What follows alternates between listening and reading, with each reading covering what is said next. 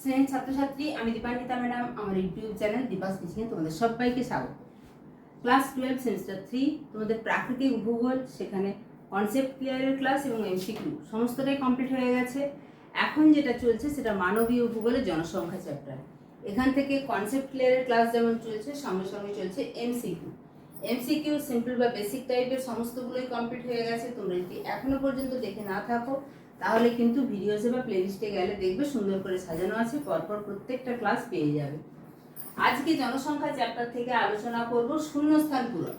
তোমরা যেরকম ভাবে মাধ্যমিকে শূন্যস্থান পূরণ করেছো সেরকম নয়, এখানে তোমাদের একটা সুবিধা, এখানে আগে যেরকম শূন্যস্থানে অপশন থাকতো না, এখানে অপশন দেয়া আছে, ফলে অপশনের মধ্যে তুমি উত্তরটা খুঁজে বের করবে। আর আলোচনা করব ঠিক ভুল নির্বাচন করো। ঠিক ভুল নির্বাচন করো সেখানে কিন্তু মাধ্যমিকের চাইতে আর একটু জটিল, অর্থাৎ শুধু পাশে সত্য মিথ্যা লিখলে হবে না, এখানে চারটি যে বাক্য আছে তার মধ্যে কোনটি ঠিক কোনটি ভুল সেই অনুযায়ী 4 রকমের অপশন আছে, তোমাকে সঠিক উত্তর খুঁজে বের করে তারপর বল দিয়ে ভরাট করতে হবে। শূন্যস্থান পূরণের প্রথম প্রশ্ন, কোনো একটি নির্দিষ্ট সময়ে নির্দিষ্ট উৎসস্থল থেকে, এক সেকেন্ড পেনটা একটু নিয়ে নিই, একটি নির্দিষ্ট গন্তব্যস্থলের উদ্দেশ্যে মোট যতবার পরিব্রজন ঘটে, যতবার পরিব্রজন ঘটে মানে কি বারে বারে, সেই জন্য পরিব্রজন প্রবাহ।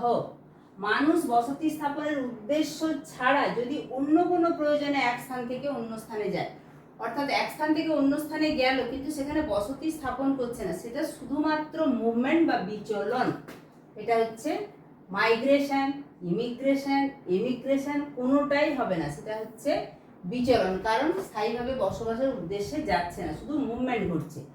বাস্তু ত্যাগ, আউট মাইগ্রেশনকে কি বলা হয়? প্রবাসন। তোমাদেরকে আগেই বলেছি এই দিয়ে শুরু, অর্থাৎ এক্সিট, এমিগ্রেশন, ই দিয়ে যেটা শুরু সেটা হচ্ছে এক্সিট করা, আর ইমিগ্রেশন আই দিয়ে শুরু সেটা হচ্ছে ইন করা, ইমিগ্রেশন।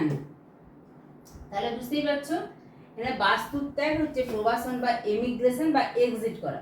বিশ্বের বার্ষিক জনসংখ্যা বৃদ্ধির হার কত? 1.1%।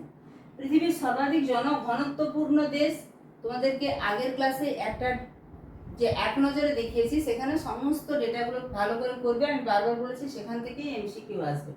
সেখানে এটা পেয়েছো, সর্বাধিক জনঘনত্বপূর্ণ দেশ হচ্ছে মোনাকো। কাম্য জনসংখ্যা তত্ত্বের প্রধান প্রবক্তা হচ্ছেন ক্যানন। পৃথিবীর জনঘনত্ব প্রতি বর্গ কিলোমিটারে কতজন?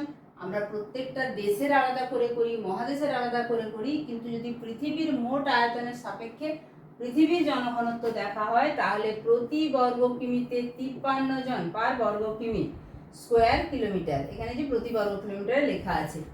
পপুলেশন ডিভিডেন্ড হয় জন্মহার ও মৃত্যুহার। জন্মহার এবং মৃত্যুহার দুটোই যখন কমে যায় তখন অর্থনৈতিক প্রবৃদ্ধি দেখা যায়, তাকে জনসংখ্যার লভ্যাংশ বা পপুলেশন ডিভিডেন্ড বলে। জনবিজ্ঞানের জনককে? John Grant. এটাও বারে বারে বলেছি যে তোমরা এই প্রশ্নটাও পাবে যেখানে জন গ্রান্ট উত্তরটা আসবে। সর্বাধিক মহিলা জনসংখ্যা যুক্ত দেশ, আবারও বলছি ওইখানে যে ডেটাগুলো ছিল অর্থাৎ আগের ক্লাসে তোমরা দেখবে, ওই ডেটাটা করলে জনসংখ্যা চ্যাপ্টার থেকে মোটামুটি সমস্ত এমসিকিউ হয়ে যাবে। সর্বাধিক মহিলা দেখা যায় যে দেশে সেটা হচ্ছে নেপাল, মানে পুরুষ জনসংখ্যার তুলনায় মহিলা জনসংখ্যা বেশি। এরপরে ঠিক ভুল নির্বাচন করো। আমেরিকা যুক্তরাষ্ট্রের জনসংখ্যা একটুখানি দেখে নি, পিরামিডগুলো তোমরা আগেই আলোচনা হয়েছে, পিরামিড হচ্ছে ঘন্টা আকৃতি, এটা কিন্তু সঠিক। ভারতের জনসংখ্যা পিরামিড আদর্শ আকৃতির না, বর্তমানে কোনো দেশের জনসংখ্যা পিরামিড আর আদর্শ আকৃতির নেই। কানাডার জনসংখ্যা পিরামিড সংকোচক আকৃতির, এটিও ভুল। পাকিস্তানের জনসংখ্যা পিরামিড ন্যাসপাতির মতো, এটিও ভুল। তাই এ সঠিক, 2, 3, 4 হচ্ছে ভুল, অর্থাৎ এ হবে সঠিক উত্তর। এরপরে আমরা চলে যাব পরের ঠিক ভুল নির্বাচনে। পৃথিবীর প্রতি 6 জন মানুষের মধ্যে গড়ে 1 জন ভারতীয়। পৃথিবীর মোট জনসংখ্যার 50.4 ভাগ পুরুষ এবং 49.6 ভাগ মহিলা। নেপালের মোট জনসংখ্যার 54.19% মহিলা। ভারতের মোট জনসংখ্যার 64.12% মহিলা। এখানে 1 ঠিক, 2, 3, 4 ভুল, 1, 2 ঠিক, 3, 4 ভুল, এরকম ভাবে থাকবে।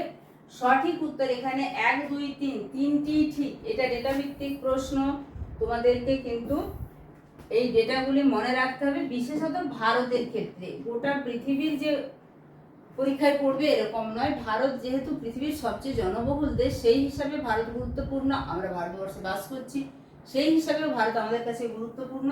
তাই ভারতের ডেটাগুলো কিন্তু অবশ্যই ভালো করে মুখস্থ করবে। তাহলে এখানে যেটা সঠিক উত্তর সেটা কি হলো, যে বাক্যগুলো তার মধ্যে 1 2 3 তিনটেই ঠিক, 4 ভুল। এরপরে 3-এর দাগে এখানে যে বাক্যগুলি আছে একটু দেখে নিই। ভারতের 15তম জনগণনা হয় 2011 সালে, এটা ঠিক। 2011 সালের পরে কিন্তু আর জনগণনা হয়নি, আবার এই বছর অর্থাৎ 2026-এ এসে সেন্সাসের কাজ শুরু হয়েছে। জমির বহন ক্ষমতার প্রধান সূচক হলো মানুষ জমি অনুপাত, একদম ঠিক। বাংলাদেশে শূন্য জনসংখ্যা বৃদ্ধি দেখা যায় না, বাংলাদেশের জনসংখ্যা দ্রুত হারে বৃদ্ধি পাচ্ছে। মার্কিন যুক্তরাষ্ট্রে এক সন্তান নীতি চালু আছে না, মার্কিন যুক্তরাষ্ট্রে এক সন্তান নীতি চালু নেই, তাই এটিও ভুল। তাহলে সঠিক উত্তর 1 2 ঠিক এবং 3 4 ভুল। তাহলে এই রকম ভাবে তোমাদেরকে কিন্তু সত্য মিথ্যা নির্বাচন করতে হবে। পরে স্তম্ভ মেলানো আছে, অ্যাজারশন রিজনিং আছে, তারপরে আছে চিত্রভিত্তিক প্রশ্ন এবং কেস ওপর ভিত্তিক প্রশ্ন। তাই প্রত্যেকটা ক্লাস দেখার জন্য অবশ্যই চ্যানেলটা সাবস্ক্রাইব করে রাখবে, নোটিফিকেশন অল করে রাখবে, যাতে আমি নতুন কোনো ভিডিও আপলোড করার সাথে সাথে তোমাদের কাছে নোটিফিকেশন পৌঁছে যায়।